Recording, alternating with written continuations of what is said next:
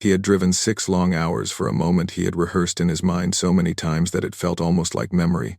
A 35-year-old California contractor sitting alone in a cheap Los Angeles motel room with his head buried in his hands as the weight of everything pressed into his chest, the buzzing of his phone filling the silence with a kind of ache he couldn't name. He had spent 20 months speaking to a young woman who made him feel seen in a way he hadn't felt since his 20s, a girl who told him she loved him, who whispered late-night promises about a future they might build together, a girl whose voice once steadied him on nights when loneliness felt like a physical thing.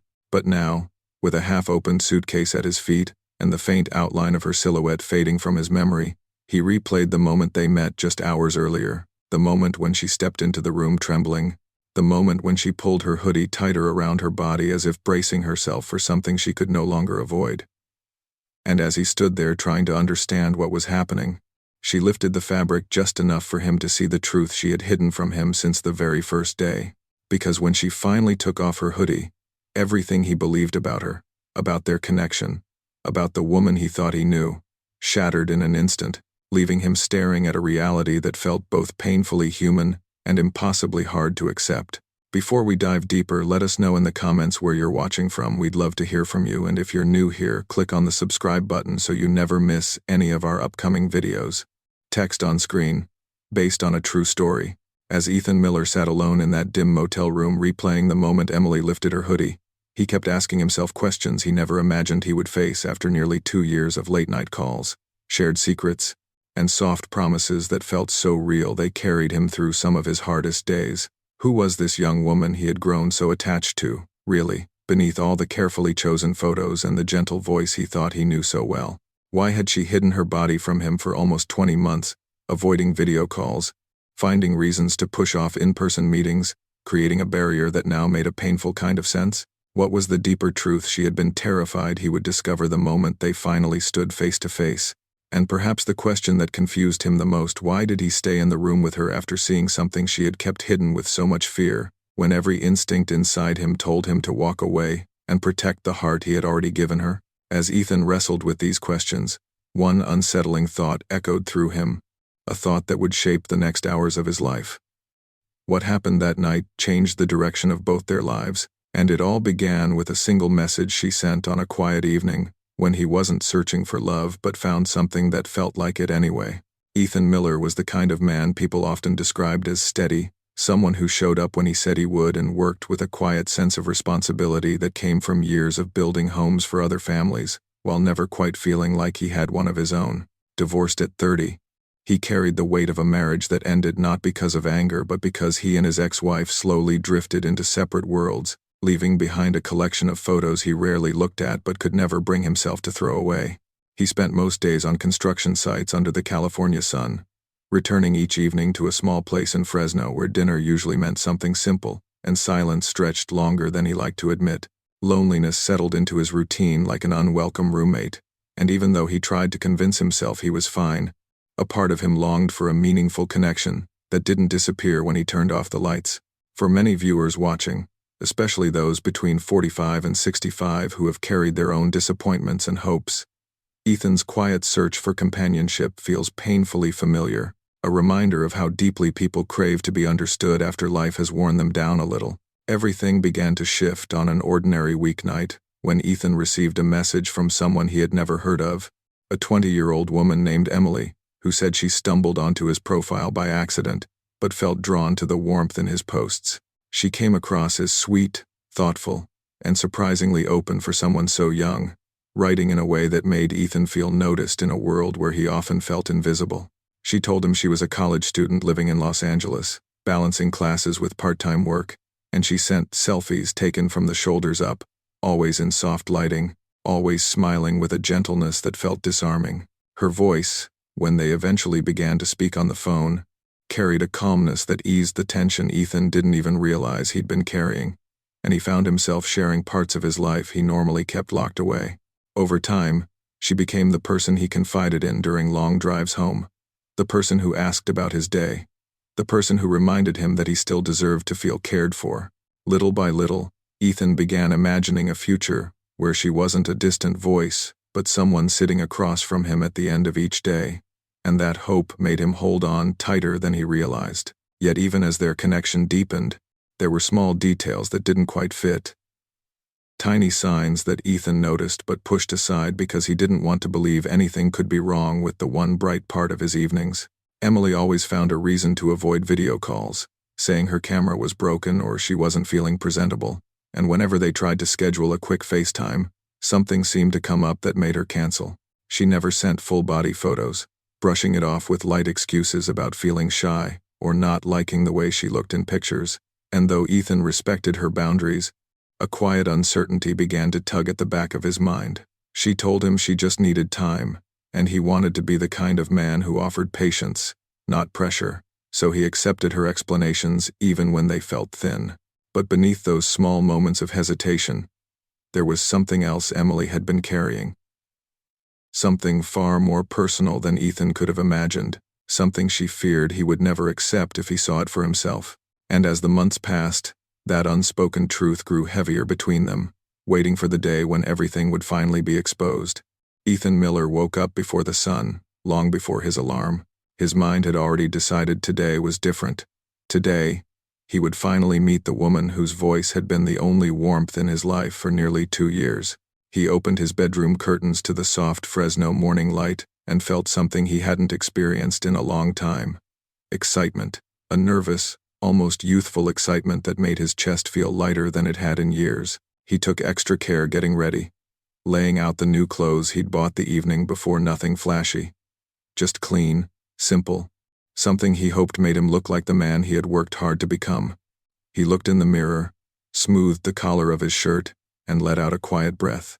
This might be it, he whispered to himself. Before he left town, he stopped by a small corner store and picked out a bouquet of fresh flowers, nothing dramatic, just gentle, soft-colored ones, the kind he imagined Emily would appreciate based on the way she described herself. Thoughtful, introverted, a little shy. While sitting in his truck, he called his best friend, Mark. Mark laughed, not in a teasing way, but in the kind of warm laugh that said he hoped Ethan was right. Ethan told him everything: how Emily had helped him feel like he could care again, how her voice made long days at work easier, how he hadn't felt this kind of hope in years. As he pulled onto the highway, sunlight spilling across the windshield, there was a subtle soundtrack building in the background, hopeful at first, filled with gentle promise. Ethan rolled down his windows, letting the wind rush in. The world felt open, full of possibility. But as the miles passed and Los Angeles started to rise in the distance, that hopeful music shifted. It grew quieter, uneasy, a slow hint of tension threaded through each note. Something, somewhere, felt slightly off, and soon, Ethan would understand why. Ethan arrived in the city early afternoon. The skyline stretched tall and hazy behind the heat of the day, and his palms felt slick as he pulled into a parking spot outside the cafe where Emily had asked him to meet her. He reached for his phone. He typed, "I'm here." A moment later, her reply appeared. "Okay. I'm really nervous. And I'm running a little late." A pause. "Please don't be upset." Ethan smiled to himself. He wasn't upset at all. If anything, the message made him feel protective toward her. He told her to take her time, that he'd wait. But 10 minutes passed, then 20, then 30. People walked by, couples holding hands, tourists taking photos, groups of friends laughing, but Ethan stayed rooted in place, the bouquet of flowers on the passenger seat beside him beginning to lose its color under the warm sun. He checked his phone again. Still nothing. By the time he'd been waiting 40 full minutes, the tone of everything around him seemed to shift. The camera would show shots of almost empty sidewalks, the slow movement of passing cars, the sun starting to dip behind tall buildings. Time began stretching thin, like the air itself was holding its breath. Inside his chest, an unexplainable heaviness began forming. But Ethan would soon learn the real reason Emily didn't want to meet, a reason that had nothing to do with traffic, nerves, or being late. The clock hit nearly an hour before Ethan finally saw someone walking toward him. A small figure, a slow stride. Someone hugging their arms tightly against their body. She wore a dark hoodie pulled low, sleeves covering her hands.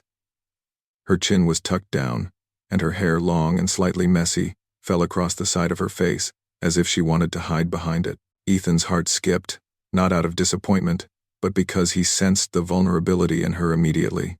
"Emily," he said softly. She nodded without looking up. Her voice was barely audible. "Hi." When Ethan stepped forward, gently, hoping to greet her with a hug the way they had talked about so many times, she instantly recoiled. Not dramatically, but enough for him to freeze. "It's okay," Ethan said quickly, trying not to make her feel worse. "We don't have to." But as she lifted her hand slightly to brush her hair back, he noticed something. She kept tugging her hoodie tightly around her chest, constantly adjusting it as though she were trying to hide the shape of her body, or the lack of one. She seemed smaller than he imagined, younger in her mannerisms, more fragile in a way that didn't match the confidence she sometimes showed over the phone. And though Ethan didn't say it out loud, something inside him whispered, "Something isn't right." Emily asked barely above a whisper if they could go somewhere private to talk. Ethan agreed without hesitation. They drove in silence to a modest motel he had booked nearby. The hallway lights flickered softly, and the distant hum of traffic seeped through the walls as they stepped into the room. Inside, Emily sat at the very edge of the bed, her knees pressed together, her hands trapped inside her sleeves. The air felt still, heavy. Ethan placed the flowers gently on the table and sat across from her, waiting, letting her speak first. Her breathing trembled. "I need to tell you something," she said. Her voice cracked. "I should have told you a long time ago. I didn't know how." She reached for the zipper of her hoodie, but her hand shook so badly she had to stop. Ethan, trying to calm her, told her she didn't have to rush, but Emily shook her head. "No. You need to know." Slowly, painfully slowly, she pulled the hoodie off. Underneath was a loose, oversized t-shirt, one she immediately clenched at the bottom with both hands. Her eyes filled, not with fear of him, but fear of losing him. And finally, she lifted the shirt just slightly, revealing the truth she had been hiding for almost 2 years. Her chest was completely flat. No development, no curves, nothing like the selfies she had sent. Just a flat, unshaped torso she had spent years trying to hide from the world. The room froze. The camera cuts to Ethan's face, shocked, silent, completely unprepared. Then, cut to black. For several seconds after Emily lifted her shirt and revealed the truth she had kept hidden for nearly 2 years, Ethan Miller sat completely frozen. His breathing stalled, his thoughts scrambled, and everything he believed about the girl he had driven 6 hours to meet suddenly felt fragile, shaky, and painfully uncertain. He looked at her, then at the floor, then back at her again, as though trying to reconcile the voice he had loved with the reality in front of him. Confusion washed over him, first raw, heavy, overwhelming. Then came anger, the quiet kind that creeps up before you even know it's there. He felt hurt, not because of her body, but because the trust he had built was now tangled with lies. For 20 months, Emily had told him she was curvy, shy about her figure but confident enough to send carefully angled selfies. For 20 months, she had told him that she couldn't video call because her camera was broken, because she didn't look presentable, because she was anxious.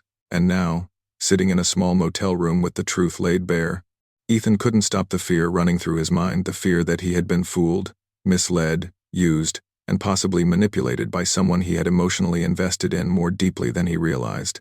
Emily, visibly trembling, began crying as she clutched her shirt in tight fists, trying to cover herself again. Her words came out in broken pieces. She told him she was born with a rare medical condition, one that prevented her chest from developing normally. She said she had lived her entire life, feeling ashamed, different, and deeply self-conscious.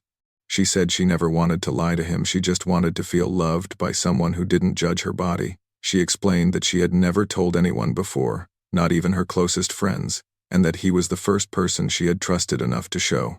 But even as her tears fell, Ethan's mind could not settle. Something felt off. Her story kept shifting. Small details didn't line up. In one breath, she said she was diagnosed as a child. In the next, she claimed she had never seen a doctor about it. She said she always wore oversized clothes to hide her figure, yet she had once told Ethan she loved tight outfits. Ethan wasn't sure what to believe anymore, and the harder he tried to listen, the more he felt the ground beneath the relationship starting to crack. After a few minutes of silence, Ethan stepped out of the motel bathroom to gather himself.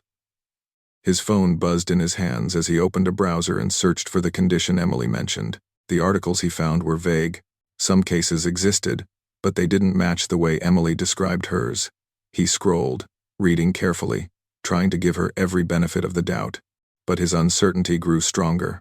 When he returned to the room, he approached her calmly and asked a few questions, gentle ones at first. How long have you known? Did you ever get treatment? Did you ever get treatment? Why didn't you tell me sooner? Emily hesitated. She gave him answers that overlapped awkwardly, almost as though she was trying to remember which version she had told a moment earlier. Ethan noticed every inconsistency, and each one made him pull back emotionally, piece by piece. He asked her again why she avoided video calls for nearly 2 years. She said she was embarrassed, but a week earlier, she told him her camera simply didn't work. When he asked why she told him she was curvy, she said she wanted him to like her. But 2 months earlier, she said she was confident in her body. When he asked why she never brought it up before, she said the timing never felt right. But Ethan knew there had been hundreds of moments when she could have told him with honesty, with trust, with clarity.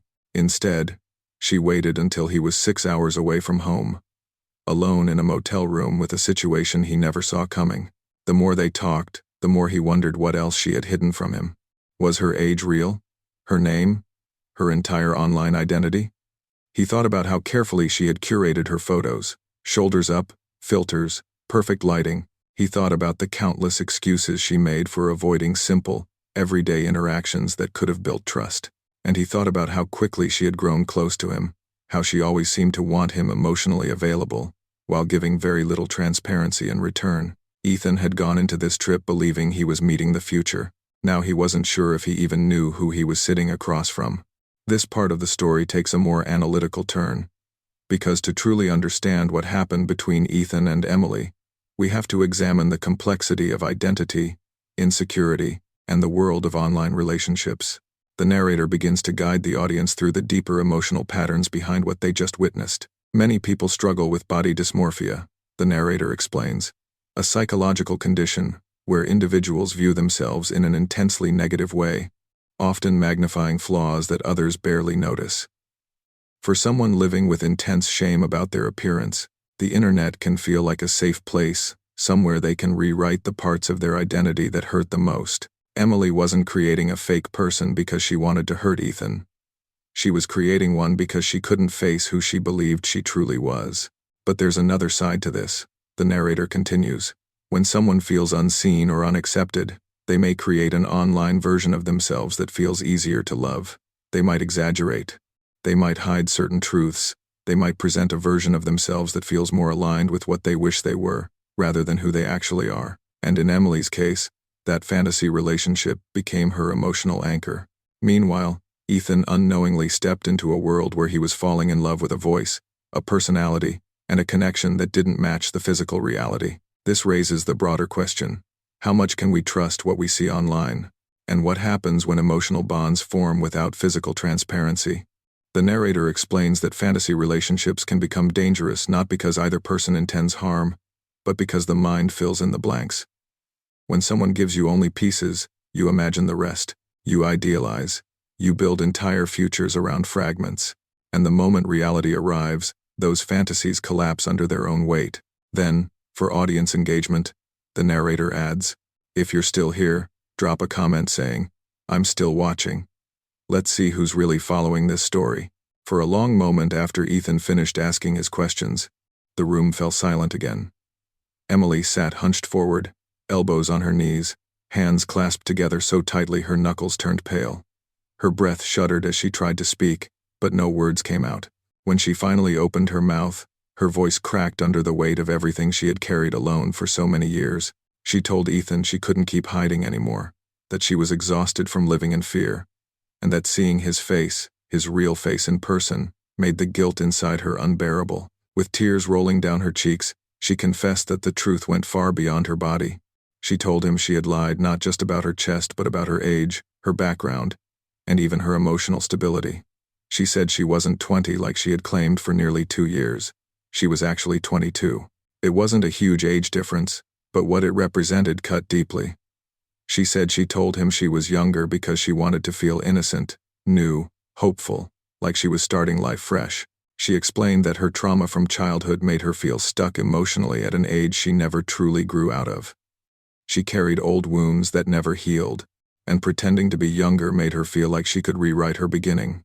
Ethan listened in, stunned quiet, his chest tightening, as he realized he hadn't just been speaking to a girl who was insecure. He had been speaking to someone who built an entire identity around escaping the past she was terrified to confront.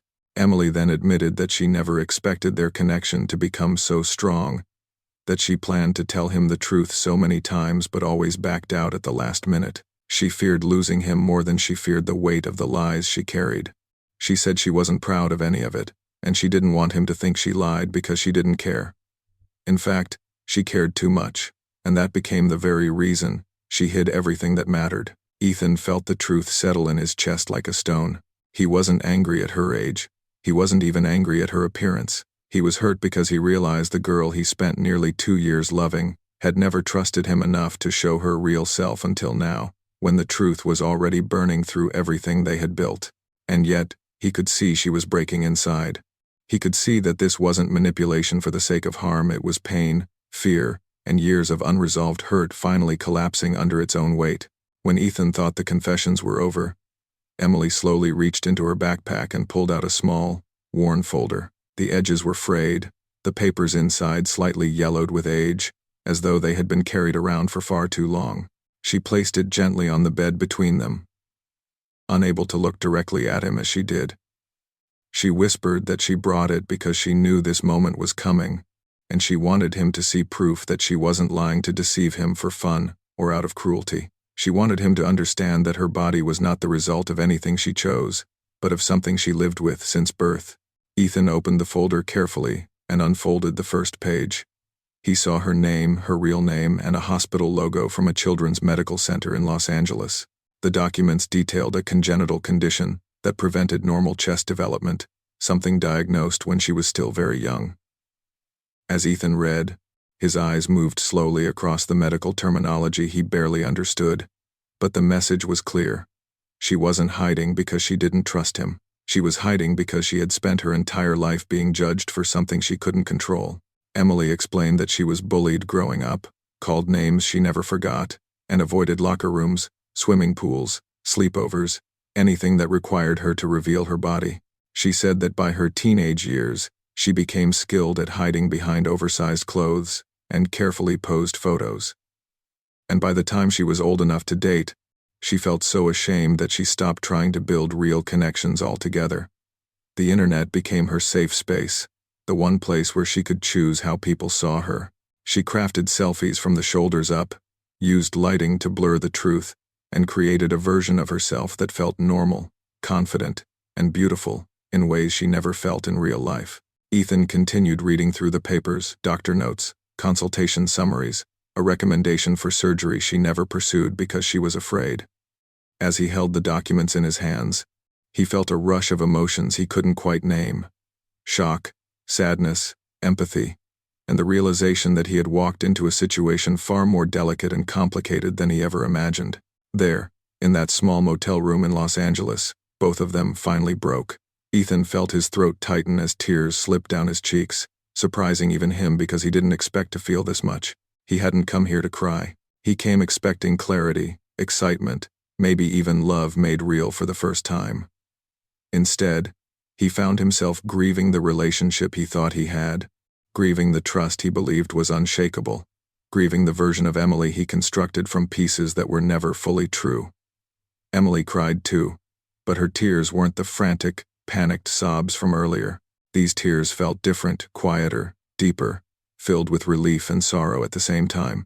She cried because she had finally told someone the truth. She cried because she didn't know what he would do now that the mask was gone.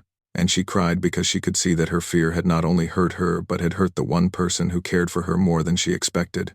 For a long moment, they didn't speak.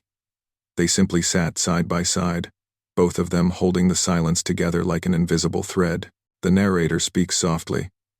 And for the first time in 20 months, they were both painfully honest. Their truth, messy, complicated, flawed, filled the room in a way no lie ever could. And while honesty didn't magically heal the wounds, it was the first moment where they were finally seeing each other clearly. One carrying years of insecurity and fear, the other carrying heartbreak and confusion, yet still trying to understand the person in front of him.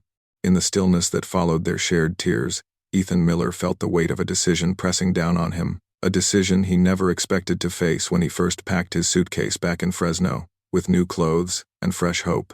He looked at Emily, her eyes swollen from crying, her hands twisting nervously, her shoulders hunched as though bracing for judgment, and he realized he had reached a crossroads.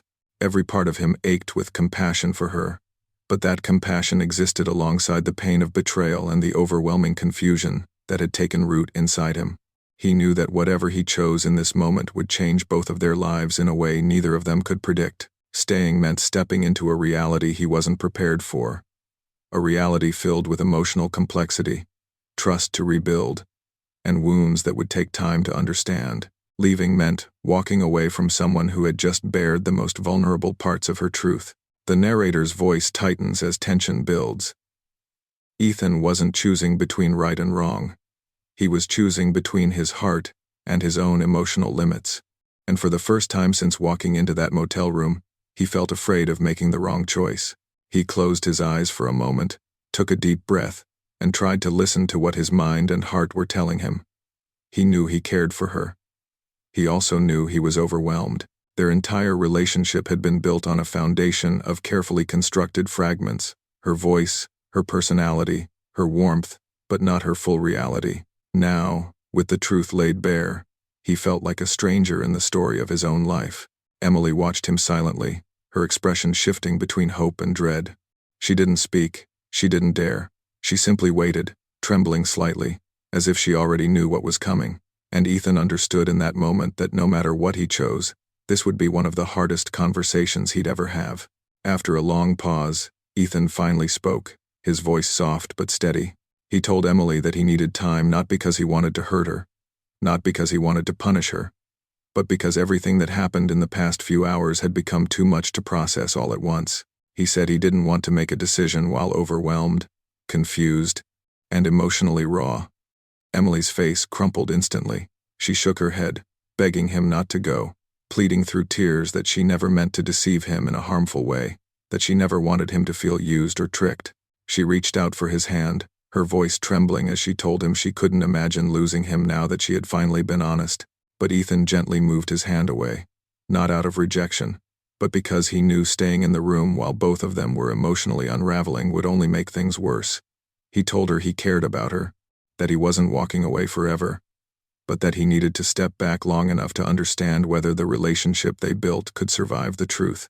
Her sobs intensified, not loud and dramatic, but soft, heartbreaking, the kind of crying that comes from years of fear and shame, finally crashing into reality. The narrator speaks with a quiet heaviness, but Ethan knew he needed space to understand what he had just walked into. They stood at the motel door, both struggling to find the right words, both knowing none existed that could ease the pain of this moment. Emily whispered a final, "I'm sorry," her voice barely audible. Ethan nodded, his own throat tight with emotion, and stepped outside into the hallway. He could hear her crying through the door as he walked away. And even though leaving was his choice, it didn't feel like something he wanted. It felt like something life had forced him to do. 3 days later, after Ethan returned home to Fresno, the emotional fog still lingered. He moved through his routine quietly, working, eating, sitting on the edge of his bed at night, replaying every moment of the trip. He wondered if he could ever trust their connection again. He wondered if she had ever trusted herself enough to give him the truth earlier, and he wondered if he had made the right choice by leaving instead of comforting her in the moment. Then, late one evening, his phone buzzed with a long message from Emily. It wasn't rushed or frantic. It wasn't desperate. It was calm, reflective, and filled with a level of honesty he had never seen from her before. She apologized, not the quick kind of apology people give to smooth things over, but a thoughtful, heartfelt explanation of everything she had been carrying. She thanked him for listening, for not yelling, for not humiliating her, and for treating her with humanity, even when the truth was painful. She told him that meeting him face to face changed something inside her, something she didn't know how to describe but felt deeply. She said that for the first time in her life, she wanted to stop hiding, she wanted to start growing, and she wanted to heal the parts of herself she had avoided for years. Then the message took a direction Ethan didn't expect. Emily told him she had scheduled her first therapy appointment.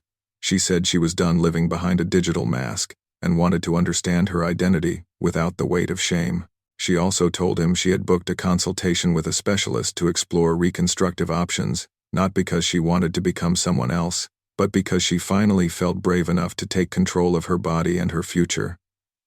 And in the final lines of her message, she wrote something that stopped Ethan cold. "You made me feel seen for the first time in my life." The narrator's voice softens as the scene fades emotionally. Sometimes, the most unexpected twist isn't a secret, a lie, or a revelation. Sometimes it's the quiet decision someone makes to finally choose healing.